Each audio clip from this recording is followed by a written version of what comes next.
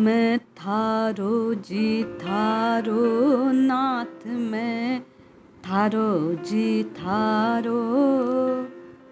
को जो बुरो कुटिल और कामे, जो कुछ हूँ सो थारो। नाथ मैं थारो जी थारो। जय श्री हरि। पूज्य गुरुदेव के चरणों में बारंबार प्रणाम। भगवान के चमत्कार की, भक्त के विश्वास की, भक्त के भाव की एक अद्भुत कथा, जो निश्चय मानिए आपके और मेरे साधना के मार्ग को प्रकाशित करने वाली है। यह कथा आपके और मेरे हृदय में इस भाव को पुष्ट करेगी कि प्रभु के नाम को किस प्रकार पुकारना चाहिए, नाम जप कैसे करना चाहिए। भगवान शालिग्राम के चमत्कार की यह सत्य घटना, यह सत्य कथा आपके और मेरे साधनापूर्ण जीवन को सफल करने वाली है। एक बार एक पंडित जी भगवान के अनन्य भक्त हैं। ये ब्राह्मण देव कृष्णनगर के पास एक गांव में रहा करते थे। ब्राह्मण पुरोहिती का काम करते। एक दिन यजमान के यहाँ पूजा करवा कर घर लौट रहे थे तो ये देखते हैं एक मालिन साग बेच रही है। इसकी दुकान के आगे बड़ी भीड़ भाड़ है, लोग सब्जी तुलवा रहे हैं, मोलभाव कर रहे हैं। नित्य का क्रम था, पंडित जी इसी रास्ते से घर आया करते थे। एक दिन इनके जान पहचान का एक व्यक्ति सब्जी खरीदते हुए इन पंडित जी को वहां खड़ा मिला। उन्हें देखकर राम राम करते हैं पंडित जी और उसके पास चले जाते हैं। वे जाकर देखते हैं कि वह साग वाली एक पत्थर के बाट से सब्जी तोल रही है। जो जितना मांगे वह उसी बाट से उतना तोल करके दे देती है। एक बाट और सब तोल में समान। पंडित जी को बड़ा आश्चर्य हुआ। उन्होंने साग वाली से पूछा, ये एक बाट तेरे सब तोल कर देता है, क्या सबका वजन ठीक ठीक होता है? जैसे ही ये प्रश्न पंडित जी ने उस मालिन से किया, पंडित जी का वह परिचित व्यक्ति बोला, हाँ पंडित जी, बड़े आश्चर्य की बात है। हम लोगों ने इसके यहाँ से लिए हुए साग को कई बार दूसरी ओर तुलवा कर देखा, आजमाया, परीक्षण किया, पूरा पूरा वजन बैठता है इसके साग का। साग वाली ये बात जानती नहीं थी कि ये बटकरा नहीं, ये भगवान शालिग्राम है।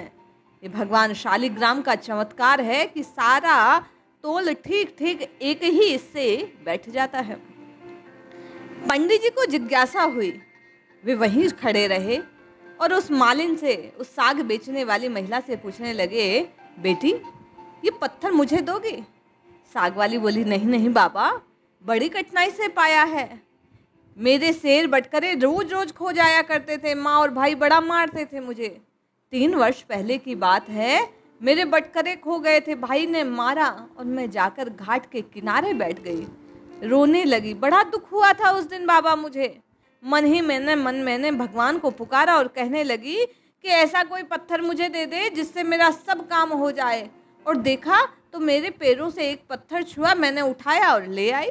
आज तक इसी से तोलती हूँ बाबा। भगवान की ही कृपा होगी कि इस पत्थर से सारे तोल हो जाते हैं।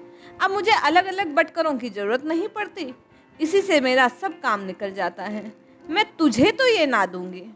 पंडित जी समझ गए ये साधारण बटकरा नहीं, ये तो मेरे ठाकुर, मेरे शालिग्राम प्रभु हैं।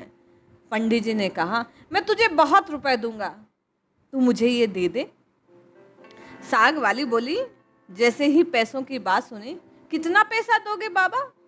मुझे वृंदावन जाने का खर्च चाहिए, वही इकट्ठा कर रही हूँ। मेरे साथ के सब जाते हैं पर मेरे पास पैसा नहीं है। मन में भाव है एक दिन मैं भी जाऊंगी। यदि तुम उतना पैसा दे दो तो मैं बात सोच सकती हूँ। ब्राह्मण देव ने पूछा, कितना पैसा लगेगा तुझे वृंदावन जाने का? वह साग वाली बोली, देखो बाबा, मुझे 300 रुपया चाहिए। ब्राह्मण बोले, अच्छा बेटी, ये तो बताओ तुम ये शिला रखती कहाँ हो? वह बोली, बाबा बाट है, कहाँ रखूंगी, यहीं सब्जी के बीच डाल देती हूँ। ब्राह्मण देव घर लौट आए और चुपचाप बैठ गए। पूरे रास्ते उन ब्राह्मण देव के हृदय में केवल एक ही बात चुभ रही थी, मेरे नाथ को ये मालिन ऐसे बेकदरी से इन सब्जियों के बीच डाल देती है। बड़ी पीड़ा हो रही थी ये बात सोच सोच के उन ब्राह्मण देव के हृदय में। वे उदास थे, बहुत देर वैसे ही बैठे रहे तो इनकी पत्नी पास आई और पूछने लगी, देव आज क्या बात है, आप इतने परेशान उदास क्यों हैं, किस बात की पीड़ा है आपके हृदय में। ब्राह्मण ने कहा, आज मेरा मन बड़ा खराब है देवी, मुझे 300 रुपए की जरूरत है और मेरे पास ढेला भी नहीं। ब्राह्मण की पत्नी ने कहा, इसमें कौन बड़ी बात, ये गहने आपने बनवाए हैं, विशेष जरूरत हो तो ले लीजिए, फिर बन जाएंगे यदि भाग्य में लिखे हैं तो। उस ब्राह्मण देव की पत्नी ने वे गहने उतारे और पति के हाथ में धर दिए। ब्राह्मण देव उन्हें लेकर एक जोहरी के पास गए, उससे पैसे लिए और ले जाकर सुबह सुबह उस साग वाली के पास खड़े हो गए और बोला, लो बेटी गिन लो तुम्हारे पैसे। ब्राह्मणी ने जो गहने दिए उससे जो पैसे बने ब्राह्मण देव लेकर साग वाली के पास आए और वह साग वाली उन पैसों को गिनकर बिल्कुल आनंद में मग्न अपने 300 रुपए लेकर उसने वह शिला, वह बटखरा, वो बाट पंडित जी के हाथ में थमा दिया। लो बाबा ले जाओ ये बाट, न जाने क्या करोगे इसका, इतना पैसा देकर लिया है। ब्राह्मण देव के हाथ में जैसे ही वे शालिग्राम प्रभु आए, उनका भीतर गदगद वाणी से वे प्रभु को पुकारने लगे। उसे ले जाकर गंगा जी में स्नान किया, नहा धोकर घर लौटने को हुए। उसी समय संयोगवश एक छोटा सा बालक, सुकुमार बालक, बड़ा ही मोहनी छवि वाला, ब्राह्मणी द्वार पर सफाई कर रही थी, उससे कह गया, पंडित जी आ रहे हैं ठाकुर को लिए हुए, झाड़ू बुहारी कर ले, घर को थोड़ा सजा संवार ले, तेरे यहाँ ठाकुर आ रहे हैं। बालक की बात को सुना तो सोचा पंडित जी भगवान का कोई और विग्रह लाते होंगे, तो उसने पूरा घर झाड़ बुहार कर सजा संवार कर रख दिया। जैसे ही पंडित जी आए, घर को सजा सवरा देखकर बड़ा आश्चर्य हुआ। बोले, मेरे प्रभु के आने से पूर्व पंडिताइन ने न जाने आज क्यों इतने साज संवर कर दी। ब्राह्मण देव ने पत्नी से पूछा कि हे पंडिताइन, आज इतनी सज्जा बिना कहे कैसे कर दी। पंडिताइन कहने लगी, आपके आने से पहले एक छोटा बालक कह गया कि ठाकुर आ रहे हैं, सिंहासन संवार देना, सो मैंने कर दिया। मुझे लगा आपने ही कहा होगा, आपकी आज्ञा थी तो मैंने सब काम कर दिया। जैसे ही ब्राह्मण देव ने पत्नी की बात सुनी, हृदय फिर आनंद से मग्न हो गया और उसे लगा, आज मेरे घर प्रभु पधारे हैं। प्रभु ने सब व्यवस्था करवा ली। सिंहासन पर उन शालिग्राम प्रभु को पधरा कर उनकी पूजा वह ब्राह्मण देव बड़े ही भाव से करे और फिर वहीं अपने पूजा घर का जो आला था उसमें प्रभु को पधरा दिया। रात को सपने में भगवान ने कहा, जा जा मुझे लौटा, नहीं तो तेरा भला नहीं होने वाला, सर्वनाश हो जाएगा तेरा। ब्राह्मण ने कहा, जो कुछ भी हो प्रभु, लौटाऊंगा तो नहीं। ब्राह्मण देव ने बात को आया गया कर दिया। जो पत्र पुष्प उसे मिल जाते उसी से पूजन करने लगे। अब तो यजमान के यहाँ भी पूजा को नहीं जाते। फिर 2-5 दिन हुए, स्वप्न में भगवान ने आकर कहा, जा मुझे फेंका, नहीं तो तेरा लड़का मर जाएगा, मर जाएगा, मर जाएगा। ब्राह्मण देव ने कहा, मर जाने दो, पर मैं आपको कहीं जाने नहीं दूंगा। ऐसा करते करते पूरा महीना बीत गया। ब्राह्मण का एकमात्र लड़का मर गया यकायक। कुछ दिन बीते थे कि बाबा को फिर स्वप्न आया, अरे मुझे फेंका, नहीं तो लड़की मर जाएगी। दृढ़ निश्चयी ब्राह्मण ने कहा, नहीं महाराज, मैं आपको कहीं जाने नहीं दूंगा, जो मरता है उसे मरने दीजिए। कुछ समय व्यतीत हुआ कि ब्राह्मण की कन्या भी काल के ग्रास में समा गई। अब क्या, ब्राह्मण और अधिक भाव और भक्ति से उस शालिग्राम प्रभु की सेवा किया करता, प्रभु की नाम आराधना करता, कीर्तन करता, जप करता, यज्ञ करता, प्रभु को बारंबार स्मरण करता, नित्य निरंतर केवल और केवल महामंत्र की ध्वनि किया करता। हरे राम राम राम हरे हरे, हरे कृष्ण कृष्ण कृष्ण हरे हरे, हरे राम राम राम हरे हरे, हरे कृष्ण कृष्ण कृष्ण हरे हरे। समय व्यतीत होता गया। एक दिन पुनः प्रभु ने स्वप्न में आकर ब्राह्मण से कहा, अरे अब तो तू मुझे डाल ही आ कहीं, नहीं तो इस बार तेरी स्त्री मर जाएगी। ब्राह्मण देव ने फिर वही उत्तर दिया, जो मरता है प्रभु मरने दीजिए, किंतु मैं आपको अपने आप से जुदा नहीं करने वाला। लोग कहते ये पागल है पागल, किंतु प्रभु परीक्षा लेते जब भक्त की तो कहाँ पीछे हटते।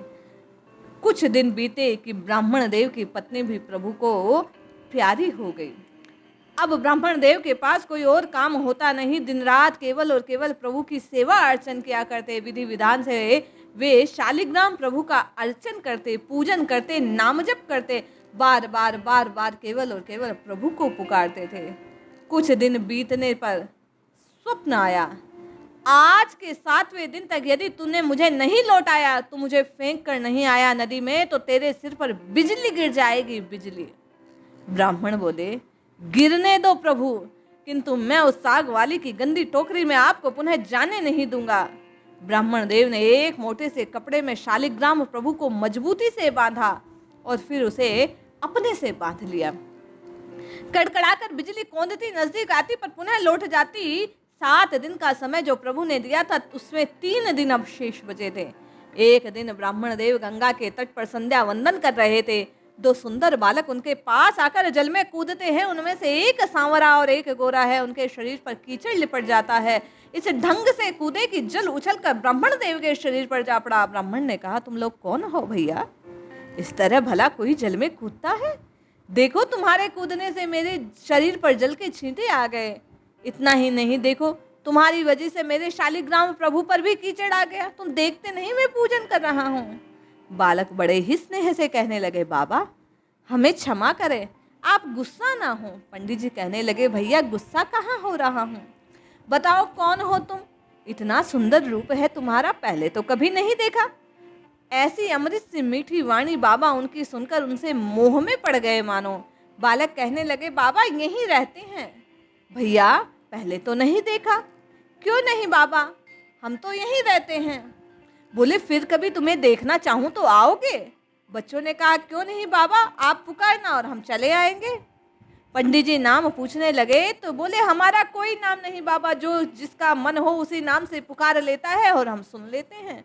सांवला लड़का इतना कहकर एक मुरली बाबा के हाथ में थमाते हुए बोला, बाबा जिस दिन इच्छा हो ये मुरली बजा देना, इसे बजाते ही हम लोग आ जाएंगे। दूसरे गोरे लड़के ने एक फूल पंडित जी के हाथ में दिया, बाबा ये अपने पास रखना, तुम्हारा मंगल मंगल मंगल होगा।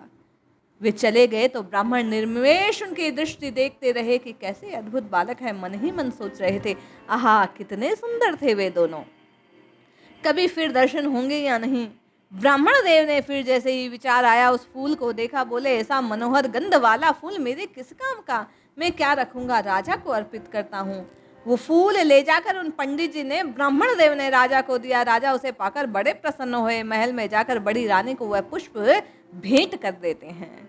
छोटी रानी जाकर जिद करती है, वैसा का वैसा फूल मंगवाओ, नहीं तो मैं डूब मरूंगी। राजा ने दरबार में आकर सिपाहियों से कहा, उस पंडित को खोजो और बुलाओ, नहीं तो रानी आत्मदाह कर लेगी, डूब मरेगी, ना जाने क्या करेगी, मर जाएगी।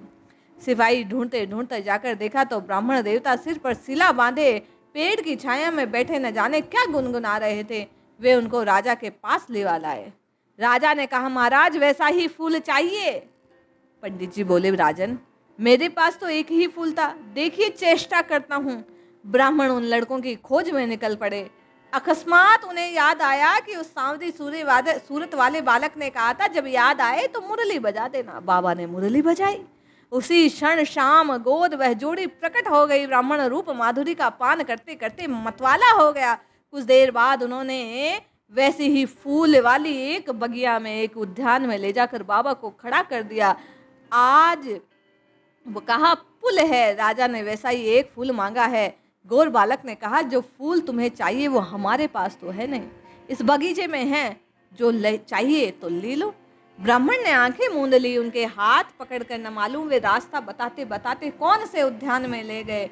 एक जगह पहुंचकर बाबा ने आंखें खोली, देखकर मुग्ध हो गया। बड़ा सुंदर उद्यान है, चारों ओर वृक्ष लताएं हैं, सुंदर सुंदर पुष्प हैं, मनोहारी गंध से सुशोभित है यह बगीचा। ब्राह्मण ने बड़ा मनोहर महल उस उद्यान के बीच में देखा। ब्राह्मण ने देखा वे बालक गायब हैं। साहस करके आगे बढ़ा। महल के अंदर जाकर देखा, सब ओर सुसज्जित बड़ा बड़ा सुरम्य स्थान है। बीच में एक दिव्य रत्नों का सिंहासन है, सिंहासन खाली है। पंडित जी ने उस स्थान पर मंदिर समझकर प्रणाम किया। अपने माथे पर बंधी हुई ठाकुर जी की शिला खोलकर जैसे ही झुकने लगे, वह शिला अनायास नीचे गिर पड़ी। जो ही पंडित जी उसे उठाने को हाथ आगे बढ़ाते हैं, वह शिला फट पड़ती है और शिला से लक्ष्मी नारायण भगवान प्रकट हो जाते हैं, उस सिंहासन पर विराजमान होते हैं। और भगवान नारायण प्रभु हरि उस ब्राह्मण को देखकर मंद मंद मुस्कुराने लगते हैं। कहते हैं, मैंने तुमने इतने दुख दिए फिर भी तुम अटल रहे, दुख पाने पर भी तुमने मुझे छोड़ा नहीं, पकड़े रहे। मैं तुम्हें सशरीर इसीलिए अपने धाम ले आया। जो भक्त स्त्री पुत्र घर गुरुजन प्राण इहलोक परलोक सब कुछ त्याग कर मेरी शरण में आता है, भला मैं उसका त्याग कैसे कर दूं। देखो ये खड़े तुम्हारी सहधर्मिणी, तुम्हारी कन्या, तुम्हारे पुत्र, ये सब तुम्हारे साथ मुझे प्रणाम कर रहे हैं। ये सब मुझको प्राप्त हो गए केवल और केवल तुम्हारी एक दृढ़ता भरी आस से। जो प्रेम, जो दृढ़ विश्वास तुम्हें मेरे और था, उसकी वजह से आज तुम्हारा पूरा परिवार मुझ देव को प्राप्त हो गया। ऐसा अद्भुत उस ब्राह्मण देव का भय था, ऐसा अद्भुत उस ब्राह्मण देव का मन था, उसका पूजन था, उसका भाव था कि उसने अनेक कष्टों का सामना करके भी अपने शालिग्राम प्रभु को स्वयं से दूर ना किया। आज उसी शालिग्राम प्रभु के चमत्कार को देखिए, वह भगवनमय हो गया था, प्रभु के धाम को प्राप्त हो गया था, प्रभु को प्राप्त हो गया था। यदि आप और मैं भी अपने कष्टों को नजरअंदाज कर, उनकी अवहेलना कर, उनको अनदेखा कर नित्य निरंतर केवल और केवल अपने इष्ट के नाम को पुकारेंगे, तो निश्चय माने उन ब्राह्मण देव के समान, उन पंडित जी के समान एक दिन हमें भी अवश्य ही राम जी की प्राप्ति होगी। एक दिन राम राम राम राम कहकर राममय होने का हमारा और आपका स्वप्न भी साकार होगा। एक दिन प्रभु का नाम जप इष्टमय होने का हमारा स्वप्न साकार होगा। इसलिए जपिए जपिए जपिए नित्य निरंतर केवल और केवल प्रभु के नाम को जपिए, कल्याण अवश्य होगा। जय श्री हरि।